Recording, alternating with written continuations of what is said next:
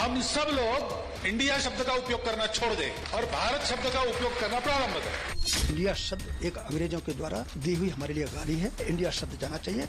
अगर किसी पार्टियों का अलायंस इंडिया बन जाता है तो वो देश का नाम बदल देंगे।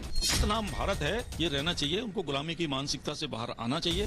भारत की संस्कृति से पहचान है, इंडिया की संस्कृति से नहीं पहचान। हिंदुस्तान की संविधान बदलने की ये शुरुआत है। हमारे देशवासी भारतवासी होशियार रहिए। भारत महान है और महान देश था, है और रहेगा।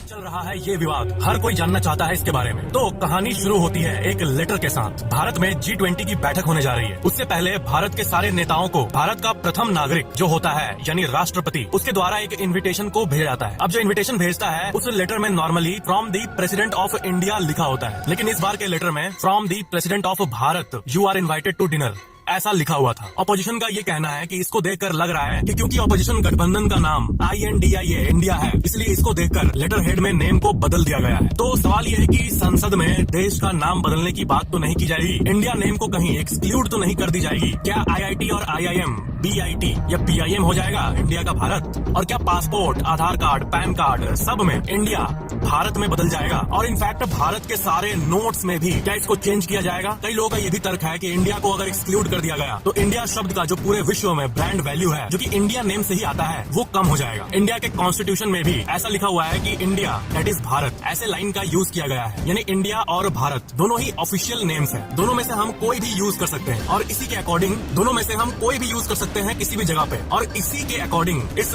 इन्विटेशन में लेटर हेड में भारत का नेम यूज किया गया है। लेकिन जैसे कि मैंने आपको बताया, ऑपोजिशन का ये कहना है कि क्योंकि ऑपोजिशन गठबंधन का नेम इंडिया है, इसलिए इसको अचानक से चेंज किया गया। बाकी सुप्रीम कोर्ट इस पे क्या कहती है वो भी आपको जान लेना चाहिए। सुप्रीम कोर्ट में साल 2016 में एक PIL यानी पब्लिक इंटरेस्ट लिटिगेशन यानी एक जनहित याचिका फाइल की गई थी। इसमें इंडिया से भारत नेम चेंज करने की बात की गई, लेकिन सुप्रीम कोर्ट ने इस बात को रिजेक्ट कर दिया था। फिर साल 2020 में अगेन PIL सबमिट की गई सुप्रीम कोर्ट को, लेकिन सुप्रीम कोर्ट ने दोबारा उस PIL को रिजेक्ट कर दिया। और उसके बाद से अभी तक इंडिया नेम को एक्सक्लूड करने का कोई PIL अभी तक फिलहाल फाइल नहीं हुआ है, क्योंकि सुप्रीम कोर्ट ने दो बार इसको रिजेक्ट कर दिया है। तो क्या नाम बदला जाएगा? जो सबसे बड़ा सवाल है उसका आंसर है नॉट लाइकली, यानी नहीं, मोस्ट प्रोबेबली नॉट। इसे गवर्नमेंट के द्वारा ह्यूमर के कैटेगरी में भी रखा गया है। अगर हर जगह नाम चेंज किया गया, नोट्स, पासपोर्ट, सब कुछ में, तो हजारों करोड़ों का खर्चा आएगा। और कई मिनिस्टर्स ने ये क्लैरिफाई भी किया है कि भारत का नेम चेंज करने का कोई प्लान नहीं है पार्लियामेंट के अंदर। तो फिलहाल आपको आंसर यही जान लेना चाहिए कि अभी नेम चेंज नहीं होने वाला, क्योंकि कॉन्स्टिट्यूशन में लिखा हुआ है इंडिया दैट इज भारत, तो दोनों को ओपनली यूज किया जा सकता है। अब भारत तो ऐसे पहले इस तरह से यूज नहीं किया गया था, ऐसा पहली बार हो रहा है कि लेटर हेड या फिर प्रेसिडेंट के ऑफिशियल इन्विटेशन में भारत लिखा गया। तो ये था इंडिया वर्सेस